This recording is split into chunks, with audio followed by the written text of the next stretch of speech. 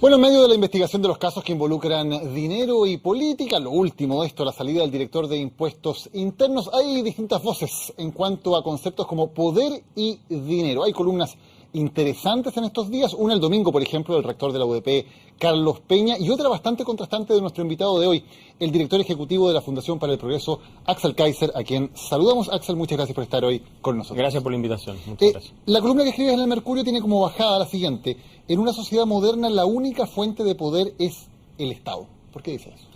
Sí, porque todo depende cómo definimos poder, ¿no? La definición más tal vez clásica y aceptada sería el poder como control de la violencia, la posibilidad de imponer a una persona una voluntad ajena y por lo tanto forzarla a realizar un acto o a no realizar un acto que ésta quiere realizar.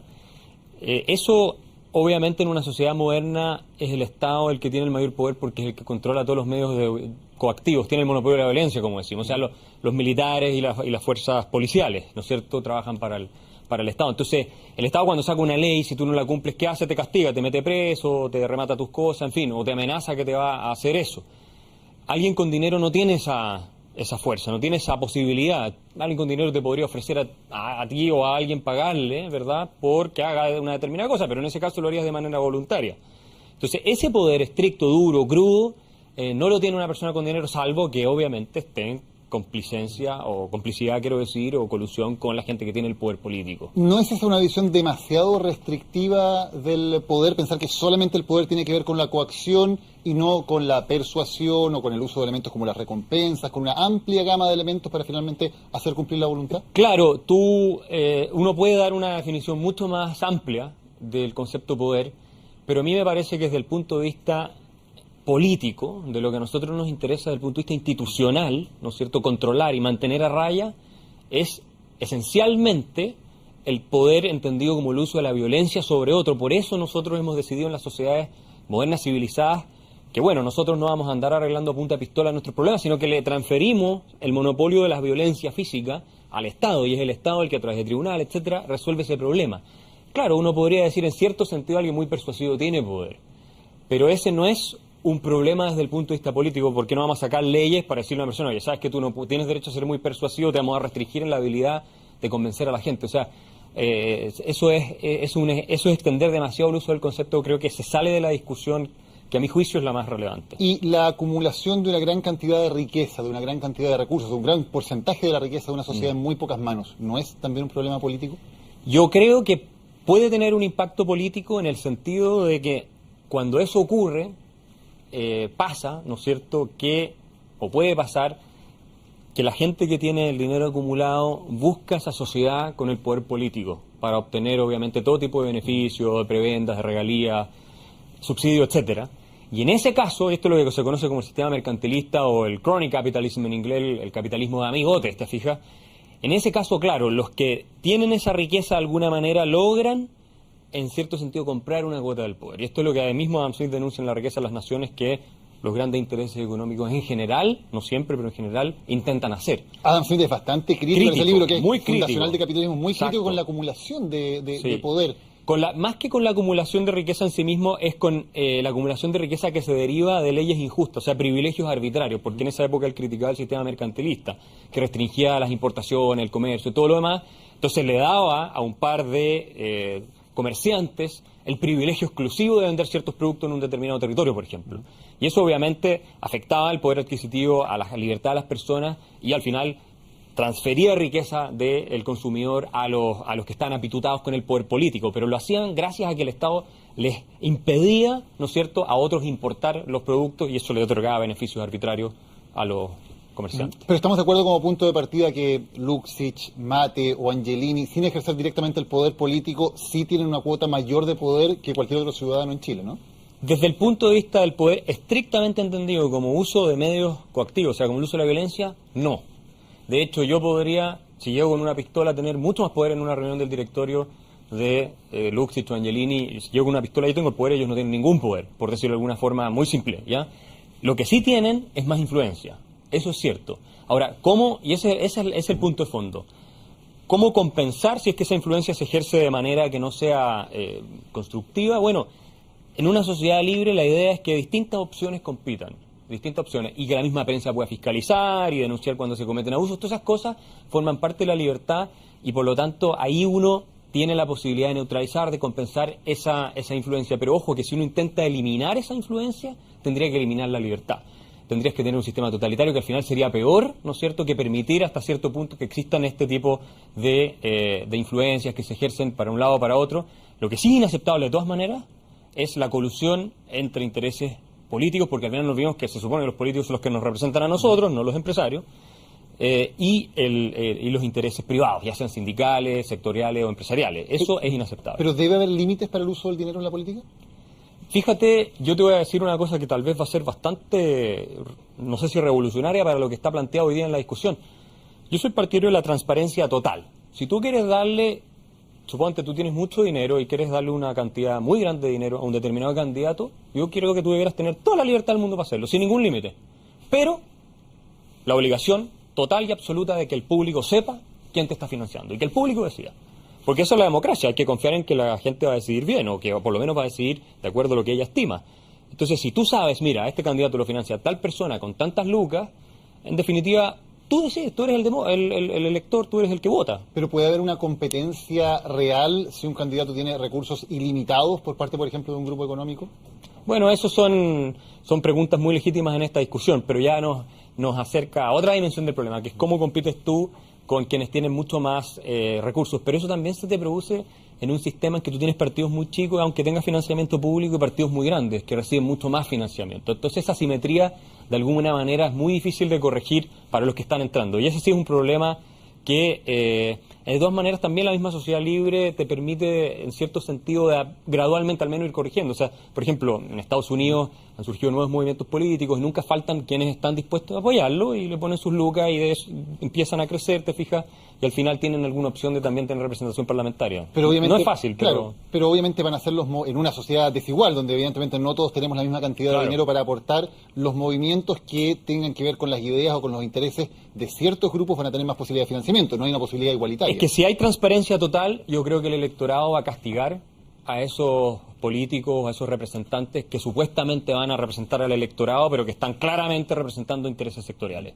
Yo confío en la gente, en que la gente va a decidir al final, si hay transparencia y la prensa hace su pega y informa, mira, usted lo financia tal persona, en fin, y enfrenta a los candidatos con esos dilemas, yo creo que la gente al final va a decidir, bien, tengo relativa confianza en que eso va a ser así, la democracia va a funcionar sobre esa base. Al final es la confianza en la gente y en que ellos tienen criterio para decir lo que funda la democracia también. ¿En una democracia debería haber algún límite para la concentración de riqueza en determinadas manos?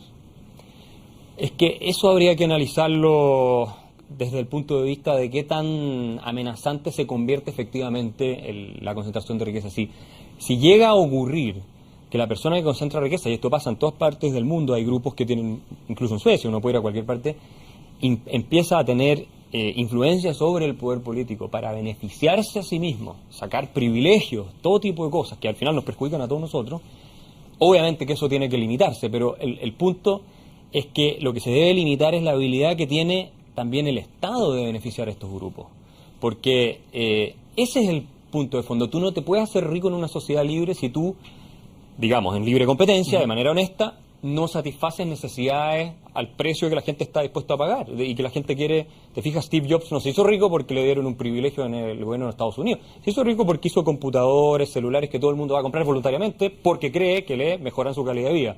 Entonces, ¿tengo algo yo en contra de que Steve Jobs se haya hecho multimillonario o Bill Gates? No, pero sí lo tendría si ellos se hubieran hecho multimillonarios a punta de arreglines corruptos con la clase política, que de eso también existe mucho, sobre todo en América Latina. ¿Y las grandes fortunas de Chile se parecen en algo a Steve Jobs o a Bill Gates? Mira, yo creo que en general ha habido creación de valor que no es muy discutible. No te voy a decir que todo aquí pasa al test de la blancura de Punta Cabo, probablemente nadie, te fijas, incluso a Steve Jobs se le hacen críticas, pero que en general la creación de riqueza en Chile ha sido dentro de nuestro rubro, lo que no es la tecnología, que es el tema minero, el tema fruta, el tema agrícola, todas esas cosas, ha sido bastante legítima. O sea que, por lo menos yo no conozco evidencia. Ahora, si alguien me presenta mi evidencia, mira, aquí se enriqueció tal y cual persona producto del sistema de privilegios que estaban establecidos para ellos, yo soy el primero en decir esa cuestión inaceptable. Pero ¿qué fue lo que tuvimos en el sistema de sustitución de importaciones? Fue básicamente eso, ¿no? ¿Cierto? Un sistema de privilegios que le daba a todo el mundo cuotas y privilegios, subsidios y cosas, y se hicieron ricos gracias a eso. Y los ricos de antes eran claramente ese el caso acá en Chile. Pero en general la mayor fuente de riqueza en Chile, por ejemplo, es la minería o en general la explotación Sí, de recursos naturales. sí. Ahí lo más importante es el recurso. Evidentemente hay que generar valor para sacarlo, pero Claro, en general claro. Chile es un exportador de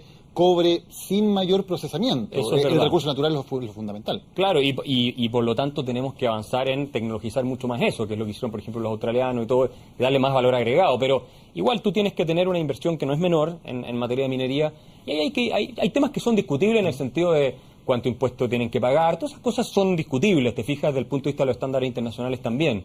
Pero no es el caso que, primero, que el metal valga algo si tú no lo extraes, o sea, no vale nada. Es como el problema que tienen en Bolivia, que tienen océanos de gas y ellos dicen que está mejor el gas en la tierra que si van las empresas chilenas a explotarlo. No, están más pobres porque no hay nadie explotando el gas, ¿te fijas? Entonces, yo creo que se pueden discutir márgenes de cuánto le cobras de impuesto y todo, pero al final se crea valor igual. Ahora, lo que sí está claro es que exportando recursos naturales y materias primas y bienes primarios, en ningún país se ha hecho rico.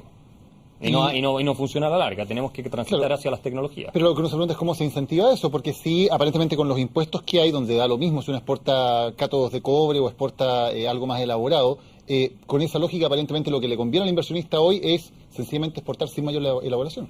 Salvo Mira. que hubiera incentivos del Estado, incentivos tributarios diferenciados para que hubiera más impuestos en un tipo de exportación y menos en el otro, por ejemplo. Bueno, hay sobre esto un montón de literatura que ha estudiado cómo hacer ese tránsito. Los australianos lo hicieron de manera muy exitosa. Por ejemplo, una de las cosas que se permite en algunos países es deducir de los impuestos que tú le pagas al gobierno lo que tú inviertes en desarrollo tecnológico. Entonces te dan un incentivo para que tú, en vez de pagar un impuesto, te dediques a invertir en tecnología. Hay una serie de beneficios a todas las empresas asociadas a tecnología también.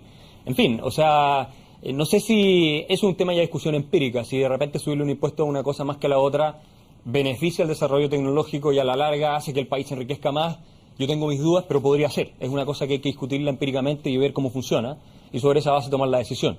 Pero lo que sí está claro es que también necesitamos bastantes niveles de libertad para poder emprender, desarrollar todo este cuento y ojalá atraer a los mejores inversionistas, los cerebros más capaces del mundo a Chile, a desarrollar todas estas cosas y que nos ayuden a nosotros también a subirnos a ese tren que es el del futuro, porque el tren del futuro es la tecnología y la innovación, no es el tema de los recursos naturales. ¿Es la desigualdad uno de los grandes problemas de Chile?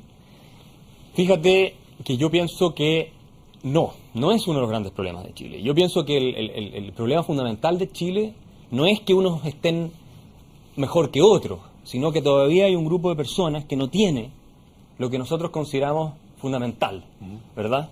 A pesar de que la pobreza ha caído mucho y todo eso. Pero a mí no me sirve de nada tener una sociedad donde todo el mundo tenga muy poco, pero en cantidades muy iguales, y por lo tanto tenemos una igualdad estupenda, pero todo el mundo pobre.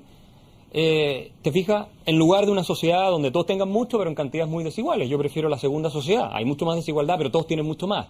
Entonces, al final, la pregunta es cómo hacemos para que a nadie le falte lo que nosotros consideramos fundamental, y eso tiene una respuesta que es súper clara: hay que crear la riqueza. Y para crear la riqueza, en términos generales, lo que tú necesitas son instituciones que generen esos incentivos. Y la pregunta no debería ser también cómo hacer que todos tengan las mismas oportunidades de participar y las mismas oportunidades de generar esa riqueza, que es algo que en Chile hoy no existe. Es que fíjate, yo pienso que la idea de las mismas no, porque tú puedes tener las mismas oportunidades de generar cero riqueza. Por ejemplo, tienes educación pésima para todo el mundo, para el 100% de los estudiantes. Entonces tú tienes las mismas oportunidades de generar riqueza, pero vas a generar nada porque la educación es pésima.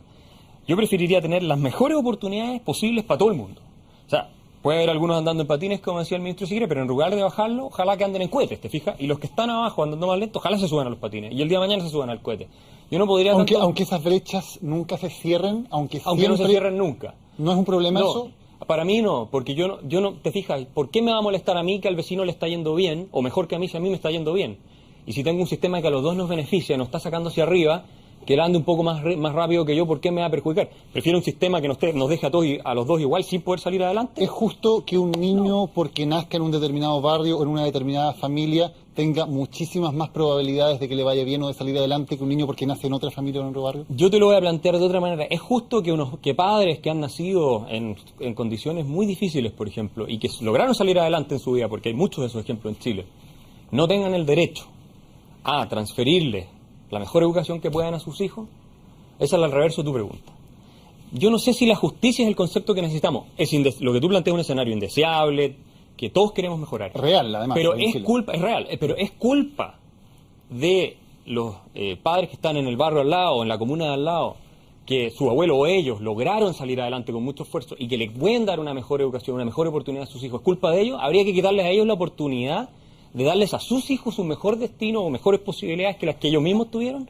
A mí me parece que eso sería un poco cruel también. Entonces, yo creo que tenemos que preocuparnos de los que les falta, ayudarlos con todo lo que podamos, pero no poniendo el acento en cómo bajar a los que ya les está yendo bien. Yo creo que tenemos que ver cómo ayudarlos independientes de qué tan bien le está yendo a otros. Entonces así todos vamos para arriba. Aunque no vayamos a la misma instancia, ¿te fijas? O en el mismo nivel.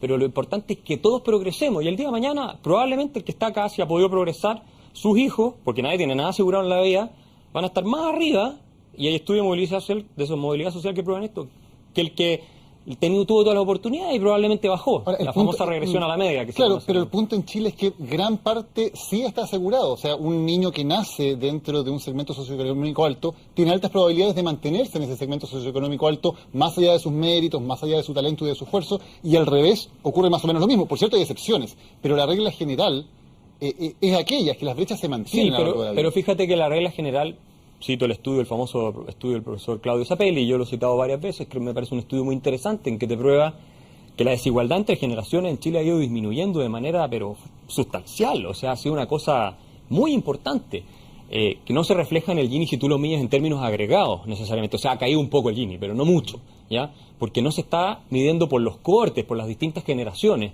La generación mía, por ejemplo, nuestra, tiene mucho menos desigualdad de oportunidades de ingreso y todo que la generación de nuestros padres, por ejemplo. Y entonces ha habido un progreso importante en ese sentido. Entonces, y tenemos que seguir avanzando así. Ahora, si tú logras una situación en tu vida en que tú le puedes dar cierta oportunidad a tus hijos, que es lo que cualquier padre desea, darle las mejores oportunidades a sus hijos que pueda darle, y eso le garantiza hasta cierto punto, nadie tiene la garantía absoluta, de que ojalá llegaron a un nivel en el cual no van a volver a caer, yo creo que es un motivo para celebrar en una sociedad. Porque lo peor que te puede pasar es tener una sociedad donde todos están en una especie de limbo, en que cualquier problema y todo vuelve a caer. Y eso es lo que no queremos. Queremos que ojalá todo el mundo salga hacia arriba y nunca más vuelva a caer. Correcto. Y es un motivo también para celebrar que en una sociedad las brechas socioeconómicas estén en gran medida marcadas por el lugar donde nació ese niño, más allá, más que por su talento, más que por su esfuerzo, más que por sus méritos personales. Es que todo mi punto es que al final la forma en cómo tú resuelves ese problema es a través del mismo mecanismo que permitió que los que ya están arriba hayan llegado arriba. Si tú tienes instituciones que te garantizan la libertad en general de emprender, incentivan la creación, la inversión, todo lo demás, vas a ir teniendo cada vez mayores salarios, mayores ingresos, todo lo demás, en fin. Y eso los padres van a poder darse el lujo de darle mejor educación a sus hijos. Y eso se va a dar a todo nivel. Ahora, también necesitas políticas públicas para ayudar a los que no han logrado participar de este proceso, y tienes que hacerlas eficientes y todo lo demás para que todo el mundo salte. Pero, y obviamente que lo triste para uno no es necesariamente que haya unos que les está yendo bien, insisto en ese punto. Yo me alegro que a la gente le vaya bien. Lo triste para uno es que haya gente que todavía tiene que subirse a ese carro. Y ese es el desafío, por otro lado, que nosotros tenemos que resolver.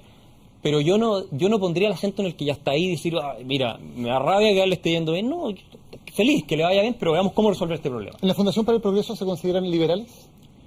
Definimos como liberales de la tradición clásica, sí. ¿Cuáles son sus posturas con respecto al matrimonio homosexual, al consumo de drogas o a la legalización de las drogas? Mira, en general, obviamente en una institución que trabaja mucha gente hay matices, pero en general yo por lo menos he planteado la mía, y en general la Fundación tiene una posición bastante abierta en esta materia. Yo soy partidario de la legalización de las drogas. Yo en lo personal también partidario de la penalización del aborto dentro de un cierto periodo de tiempo. El matrimonio sexual, ningún problema. Y en general, dentro de la institución, si bien hay matices, esas ideas son compartidas. Nosotros no tenemos una posición conservadora, oficial, formal de la Fundación en temas valóricos. No es así. Axel Kaiser, muchas gracias por habernos acompañado. Muchas gracias por la invitación. La única fuente de poder es el Estado. ¿Por qué dice eso?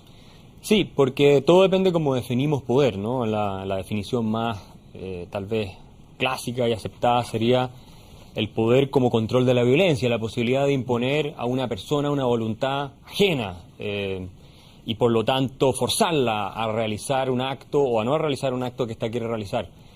Eso obviamente en una sociedad moderna es el Estado el que tiene el mayor poder, porque es el que controla todos los medios coactivos, tiene el monopolio de la violencia, como decimos. O sea, los militares y las fuerzas policiales, ¿no es cierto?, trabajan para para el Estado. Entonces, el Estado cuando saca una ley, si tú no la cumples, ¿qué hace? Te castiga, te mete preso, te remata tus cosas, en fin, o te amenaza que te va a hacer eso. Alguien con dinero no tiene esa fuerza, no tiene esa posibilidad. Alguien con dinero te podría ofrecer a ti o a alguien pagarle, ¿verdad?, porque haga una determinada cosa, pero en ese caso lo harías de manera voluntaria. Entonces, ese poder estricto, duro, crudo, no lo tiene una persona con dinero, salvo que obviamente esté en complicidad, quiero decir, o colusión con la gente que tiene el poder político. ¿No es esa una visión demasiado restrictiva del poder, pensar que solamente el poder tiene que ver con la coacción y no con la persuasión o con el uso de elementos como las recompensas, con una amplia gama de elementos para finalmente hacer cumplir la voluntad? Claro, uno puede dar una definición mucho más amplia del concepto poder, pero a mí me parece que desde el punto de vista político, de lo que a nosotros nos interesa desde el punto de vista institucional, ¿no es cierto?, controlar y mantener a raya, es esencialmente... Bueno, en medio de la investigación de los casos que involucran dinero y política, lo último de esto, la salida del director de Impuestos Internos, hay distintas voces en cuanto a conceptos como poder y dinero. Hay columnas interesantes en estos días, una el domingo, por ejemplo, del rector de la UDP, Carlos Peña, y otra bastante contrastante de nuestro invitado de hoy, el director ejecutivo de la Fundación para el Progreso, Axel Kaiser, a quien saludamos. Axel, muchas gracias por estar hoy con nosotros. Gracias por la invitación. Muchas gracias. La columna que escribes en el Mercurio tiene como bajada la siguiente: en una sociedad moderna, el poder entendido como el uso de la violencia sobre otro. Por eso nosotros hemos decidido en las sociedades modernas, civilizadas, que bueno, nosotros no vamos a andar arreglando a punta de pistola nuestros problemas, sino que le transferimos el monopolio de la violencia física al Estado, y es el Estado el que a través de tribunal, etcétera, resuelve ese problema. Claro, uno podría decir en cierto sentido alguien muy persuasivo tiene poder, pero ese no es un problema desde el punto de vista político, porque no vamos a sacar leyes para decirle a una persona, oye, sabes que tú no tienes derecho a ser muy persuasivo, te vamos a restringir en la habilidad de convencer a la gente. O sea, eso es